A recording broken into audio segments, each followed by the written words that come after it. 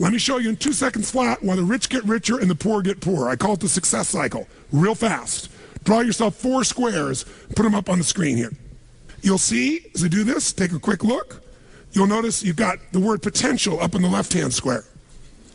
Up in the right-hand square is the word action. Bottom right is the word results. Bottom left is the word belief, or another word for that would be a sense of certainty. Potential, action, belief, results. And notice there's arrows in a clockwise fashion where they just keep feeding each other over and over and over again. So again, it's potential, action, results, belief, or another word for that would be certainty. Now, did you ever notice how rich people tend to get richer and poor people to get poorer? And I don't just mean rich in financial terms. I mean people that are rich emotionally. Do you ever notice how happy people tend to get happier? And depressed people tend to get more depressed? How many have found this to be true? Say aye. It's because of the power of momentum and what I'm about to show you. So let me show you something here. What's the potential of any human being? You tell me, quick. Unlimited. Do most people's results reflect that true potential? Yes or no?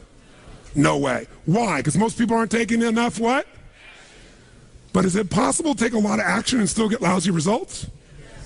What if you got a salesman that works for you and they walk out and they knock on 100 doors and they say, you wouldn't want to buy anything from me, would you? Or they don't say that verbally, but they say it non-verbally. Is that going to affect their results? Yes or no? So it's not enough even to take enough action, because when we believe it's not going to work or we're uncertain, does that affect how much of our potential we tap? Yes or no? See, if you don't think it's going to work, you're not going to put out a bunch of your energy when you think it's going to fail. And by the way, when you're not sure, you tap a little potential. Do you take little or a lot of action? When you're not sure, when you think it's not going to work, do you take massive action or little action? Now, when you take little potential with little action, what kind of results do you get? Little lousy results. And when you get lousy results, what does that do to your belief? You go, see, I told you it wasn't going to work. Told you it was a waste of time. And then, by the way, when you have less belief, how much more potential do you take? More or less? If it's possible, you tap less potential, more or less action. Less. And what happens to your results? They get even what? And now they got worse results. What does that do to your belief? And by the way, now you see the current economy.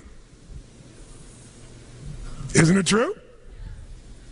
Everybody out there is going, oh my God, the results are so bad, it's going to get worse in the future. So I better pull in my horns, there's less potential, so I'm not going to push as hard. I'm not going to take much action. Oh my God, I'm getting lousy results with little potential of action. Oh my God, it's going to get worse. That's what creates a recession, depression, whatever you want to call it. How do you change